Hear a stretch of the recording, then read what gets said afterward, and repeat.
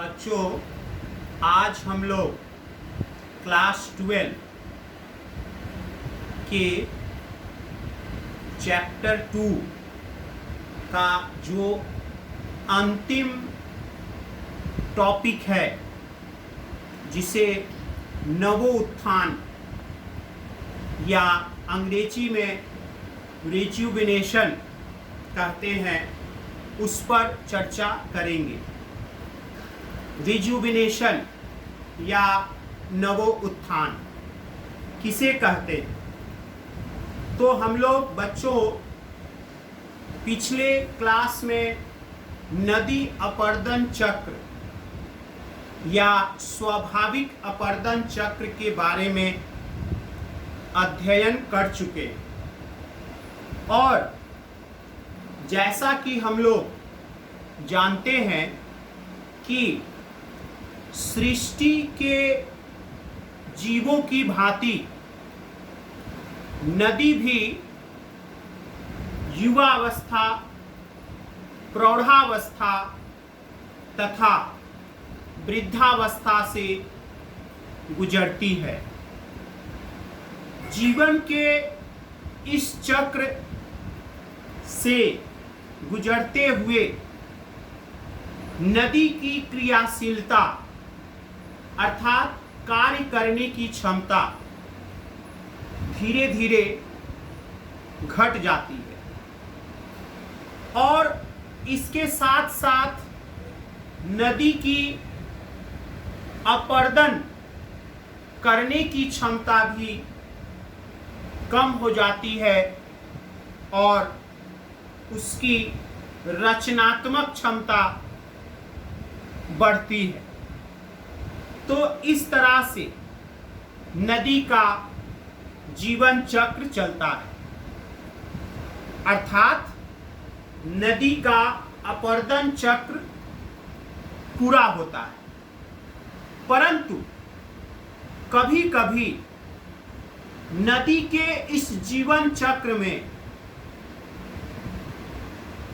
कोई प्राकृतिक कारणों से रुकावट उत्पन्न होता है, और नदी नए सिरे से कटाव का कार्य करने लगती है। ऐसा लगता है, ऐसा महसूस होता है कि नदी में नव जीवन का संचार हुआ है, अर्थात नदी फिर से अपने युवावस्था में पहुंच गई है। और इस प्रकार जब नदी में नव जीवन का संचार होता है, तो उस स्थिति को हम लोग नदी का नवोत्थान कहते हैं। तो बच्चों, इस नवोत्थान की स्थिति में वृद्धावस्था के अर्थात अपर्दन चक्र के अंतिम चरण में जो प्रायः समतल मैदान, जिसे अंग्रेजी में पेनी प्लेन कहा जाता है, उस प्रायः समतल मैदान के ऊपर युवावस्था से संबंधित नई स्थलाकृति का निर्माण होता है, या दूसरे शब्दों में आप कह सकते हैं कि प्रायः समतल मैदान के ऊपर युवावस्था से जुड़े हुए स्थलाकृति अध्यारोपित होती है। तो ऐसे भूभाग जब इस स्थिति को प्राप्त करता है, तो उसे हम लोग भूभाग या धरातल का नवोत्थान कहते हैं। तो बच्चों, नवोत्थान के कौन कौन से कारण हैं? तो धरातल, नदी और उसके साथ साथ धरातल का नवोत्थान कई कारणों से होता है और इनके कारणों को हम लोग कई वर्गों में, कई प्रकारों में विभाजित करते हैं, या दूसरे शब्दों में आप कह सकते हैं कि नवोत्थान के कई प्रकार हैं। जैसे सबसे पहला है गतिशील नवोत्थान। गतिशील नवोत्थान जिसका मुख्य कारण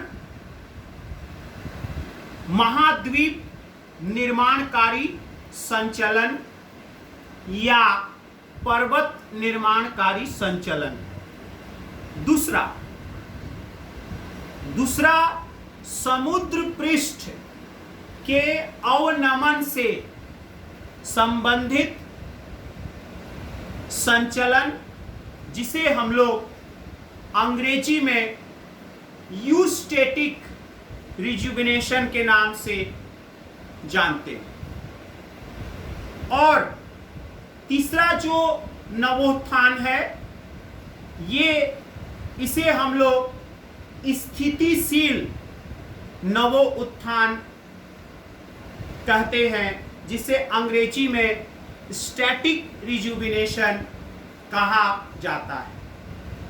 तो बच्चों, ये तीन जो नवोत्थान के प्रकार हैं, इसी में आपको नवोत्थान के कारणों का भी पता चलेगा।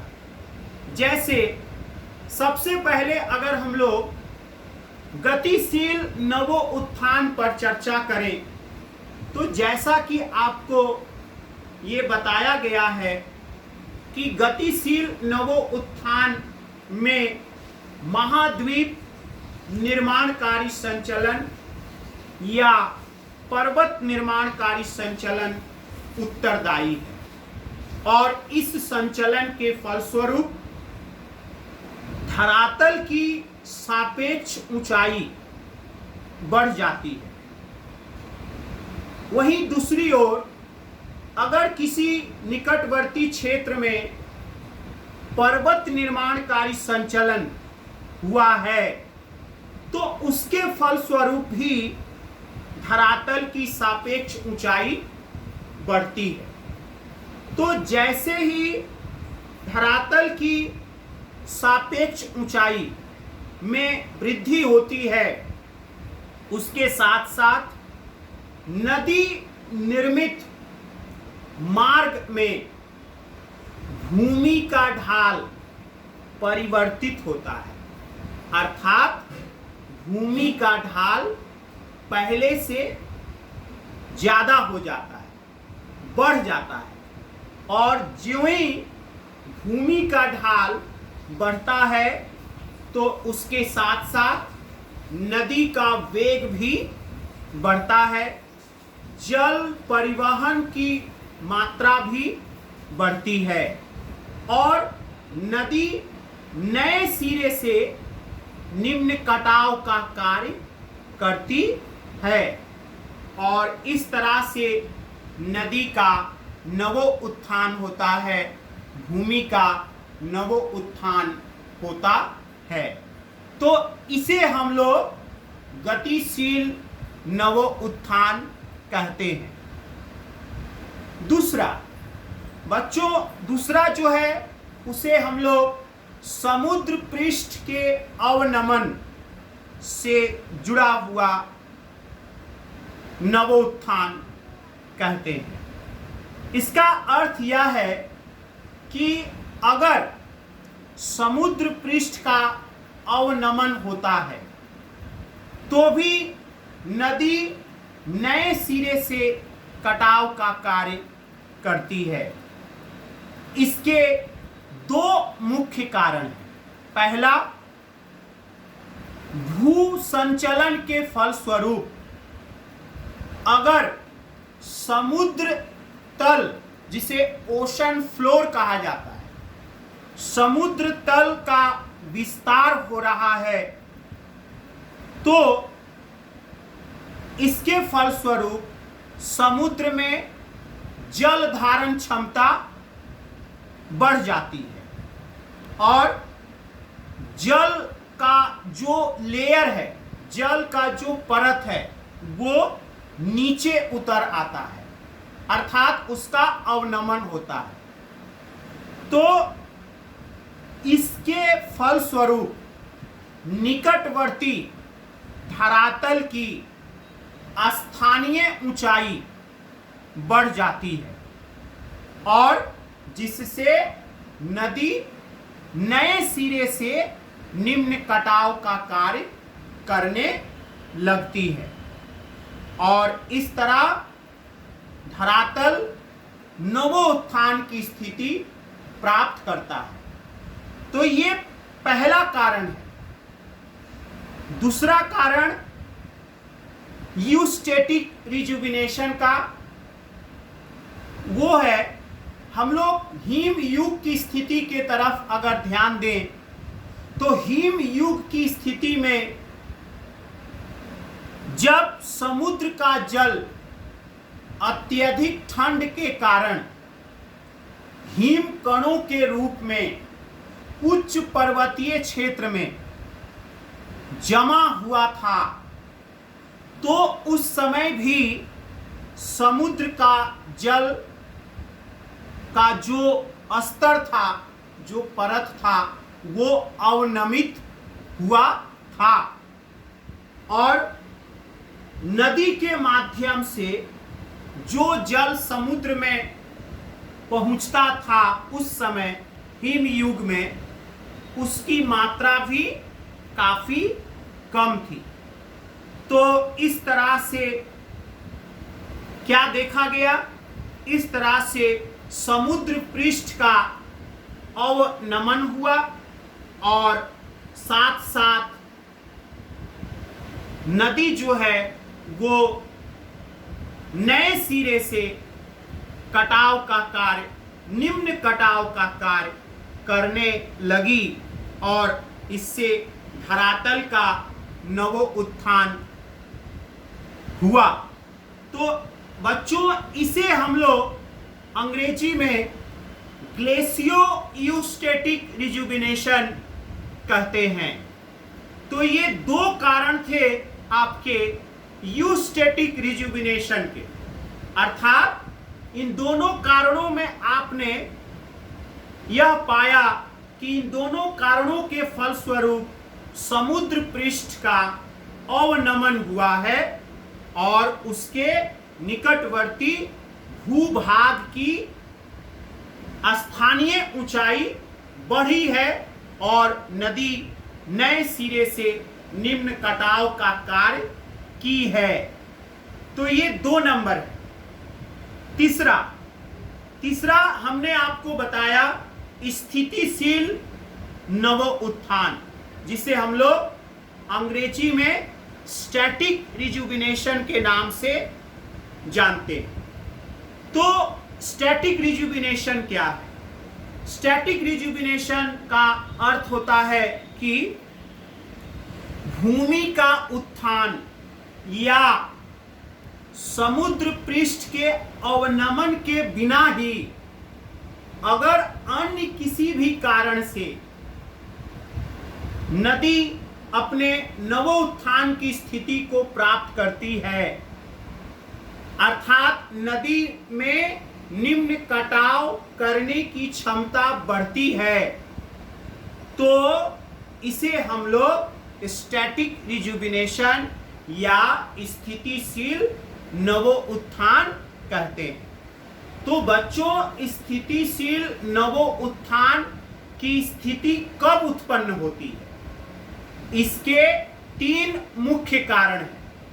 पहला कारण, जब नदी में बोझ की मात्रा कम हो जाए तो नदी अपनी पूरी क्षमता के साथ कटाव का कार्य करती है और इस प्रकार धरातल का नवोत्थान होता है।